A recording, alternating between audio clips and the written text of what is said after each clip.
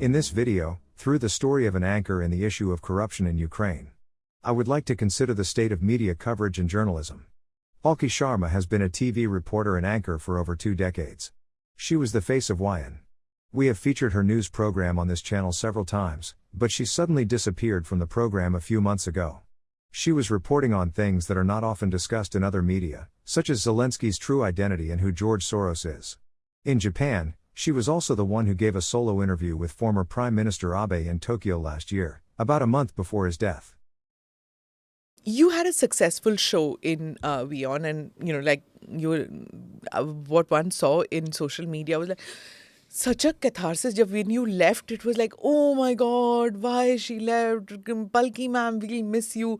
And probably it's then that I realized, that there was so much of a fan following you had. So why did you leave when you were doing so well? Why at the top? Then why did you leave? It's always better to leave at the top. Than at the now bottom. You're sounding like Sunil Gavaskar. No, I left because I thought that whatever I wanted to do, I had done there.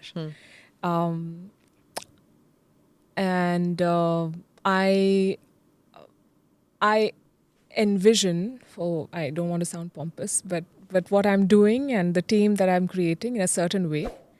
And if I'm not being able to do that to my satisfaction, then I don't want to do it. And I think in that sense, I'm lucky that I can just walk out of something and say, and I've done it in the past, I don't like something, I just say, I don't want to do this. I will find something else.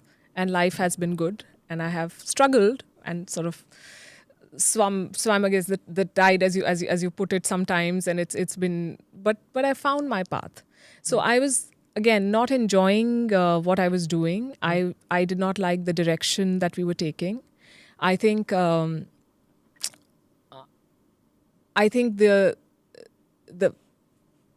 were doing news curation, and we had to move to the next step, and we had to tell the India story in a more compelling fashion. I think somewhere I did not see that happening beyond a point. Let me get to when are you coming on air? Everybody wants to know this. How can I do a show with you without knowing when are you coming on air, back on air?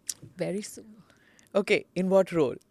You can't tell. This whole secretive thing. We are in stealth mode, as we say. No, we are building something. We are building a team. We are putting together a big team. I know, and it's a great space to be in because every day you read headlines about people being laid off, and it's very unfortunate. And at a time like this, we are once again swimming against the tide, as you put it. And there are more jobs. We are looking for people who are talented. Let me make this pitch on your show. Okay. Who are passionate about news and who are not afraid to be thrown at the deep end in any role. So I'm working on it. I want to do the show when I'm ready. Okay. When I know it's going to work. I know that as people and it takes a lot of adjustment to, there are days when, and so much news has happened ever since I left. You want to tell the story. I'm like, yeah, I want to be there, and I would have said it in this way. But it has been a great learning experience for me in patience, in understanding when the time is right. This week, Ukraine witnessed a purge. There was a wave of resignations. As many as 15 top officials left their posts. They were either dismissed or they resigned. The purge came as a shock to the world. You see, Ukraine is in the middle of a war. The last thing Zelensky needs is a shake-up in the rank. But it seems the Ukrainian president did not have a choice. Some really big names are on this list. A deputy head in Zelensky's office, Ukraine's deputy defense minister responsible for overseeing supplies and food for troops, a deputy prosecutor general, and the governors of 5 frontline provinces, Dnipro, Kherson, Kiev, Zaporizhia, and Sumy. These are all high-profile names. They had direct access to the top rungs of power, and their exit spells embarrassment for Zelensky. He had some explaining to do, especially to his Western allies who are backing him. Зараз, до речі, багато говорять про танки. Today, the public has seen yet another set of decisions on personnel that have been made. I emphasize the phrase, yet another. We will continue to take appropriate steps. The public will see each of them, and I'm sure will support them. Any internal issues that hinder the state are being removed and will continue to be removed. It is fair, it is necessary for our defense, and it helps our reapproachment with the European institutions. We need a strong state, and Ukraine will be just that. Потрібно завершувати рішеннями. Zelensky is clearly trying to play down the revelations. He says the system is being cleaned up. But the question is, why now? Why did he not do this cleanup earlier? After all, these corruption allegations and charges have been around for a while. They were not uncovered by some government watchdog. They were brought to light by Ukrainian journalists and anti-corruption campaigners. Take the case of this man, Tymoshenko. He worked in Zelensky's office. Last year, he was seen driving around in an expensive SUV. 2 months later, another report came out. Also more embarrassing pictures. This is Tymoshenko driving around in a Porsche Taycan.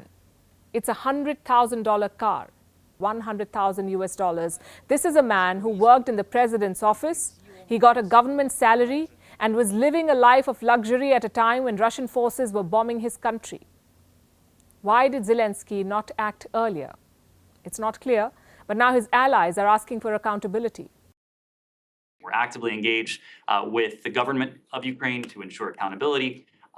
There are challenges associated with the current environment in which our Ukrainian partners are in the midst of a brutal attack by the Russian Federation. But we take this commitment seriously nonetheless, and we're still able to take steps to ensure that accountability. There are challenges. That's a rare confession from the US. Washington should look at these claims more closely.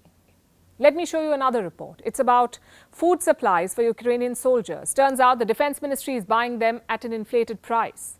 This came out this week. It compared the procurement cost with food prices in grocery stores. Do you know how much more Kiev is paying? At least 2 to 3 times more. Again, where is the accountability? When Ukraine was invaded, the world rushed all kinds of assistance to them. Lethal weapons, ammunition, wartime supplies, humanitarian aid, even financial aid. At least 40 countries, 40, stepped up to help. How much has Ukraine received so far? It's difficult to come up with a number considering the sheer scale of this effort, but here's an estimate. $100 billion. That's how much the world has poured into Ukraine in less than a year, $100 billion.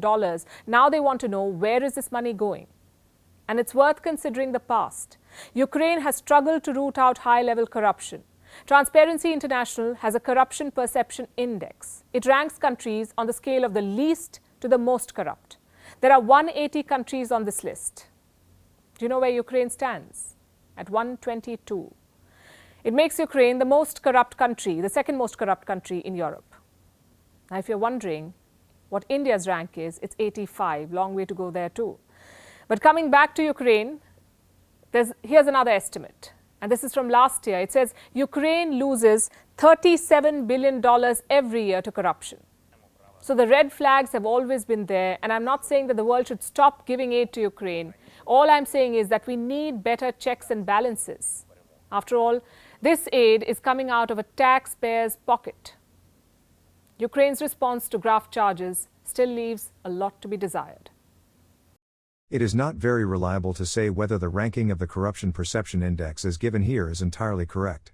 This is because the rankings that are considered not corrupt are dominated by Western democracies, and conversely, if you look from the bottom of the list, you will find a lineup of countries that are not called Western. And the World Economic Forum is the source of this information. Either way, Japan is ranked 18th, India 85th, and Russia 137th. In other words, if you look at Russia as Europe, Ukraine is in second place. However, from the West's point of view, it is positioned as the most corrupt country. This makes Ukraine's accession to the EU doubtful.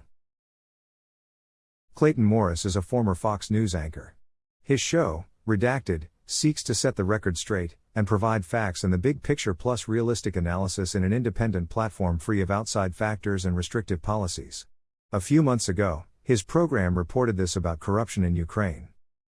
This is the U.S. State Department. You can go, this is 2021, by the way. You can read this right on the U.S. State Department's website. So why is the United States government funneling millions of dollars to a corrupt human rights abusive security service inside of Ukraine anyway? So forgive me if I don't believe they've suddenly changed their stripes here. And now they're looking out for the bad, like they're looking out for the little guy. We're going to find corrupt government officials and we're going to root them out as part of our investigation. I don't buy it. This is the same SBU that has killed journalists. They've made people inside Ukraine simply disappear, but now they're looking out for the civilians. Again, I don't buy it at all. So something doesn't smell right here. The SBU, suddenly the Boy Scouts. You'll recall, maybe you don't even know about this stunning report a few years ago, an undercover investigation by Radio Free Europe discovered that these guys in the SBU drive some really fancy cars. Some top-of-the-line cars that no one else around them can afford. Lavish lifestyles. How do they afford all of this on a low-paying government salary, they asked. I mean, these are the cars. They had hidden cameras following the SBU around, right? Here they pull into parking lots, and here you are, the Ukrainian security service in Kiev, right? But the drivers are coy, they say in this Radio Free Europe. Watch as this reporter runs up and tries to get answers from these SBU agents. How much does an SBU officer earn these days? How can one afford such an expensive car, she asks. No answers.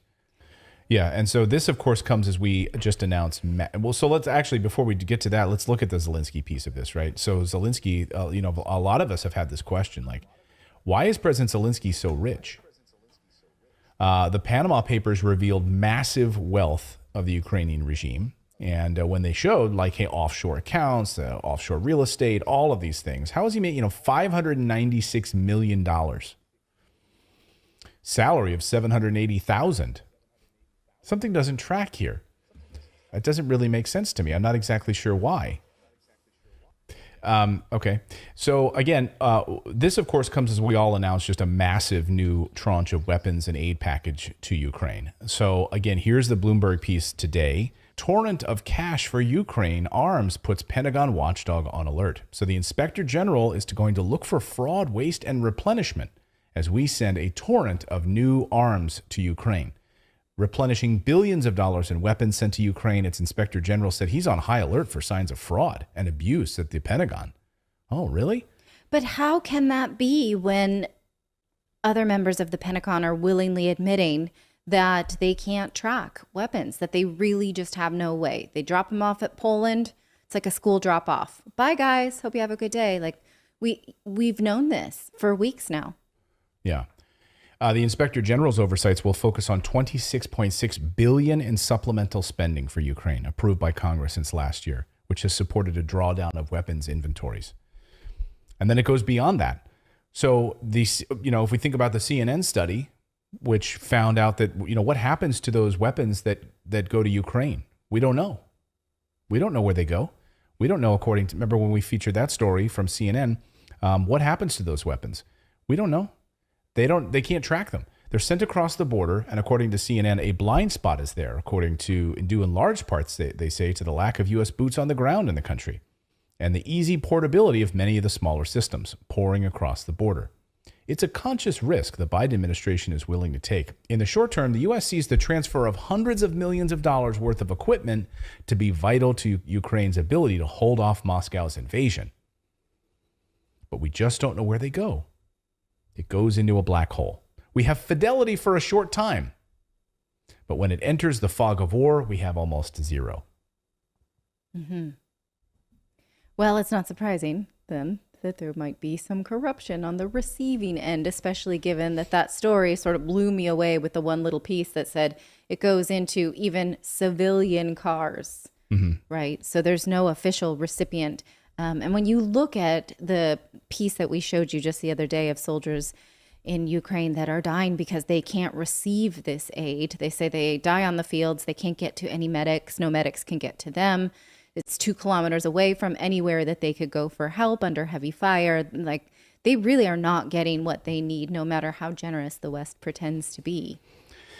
Yeah, unbelievable. But I'm glad the SBU is tracking all of this, and they're on top of it, and they're looking out for government corruption inside of the Zelensky regime. Let's see how far they get and how high up the totem pole that actually goes.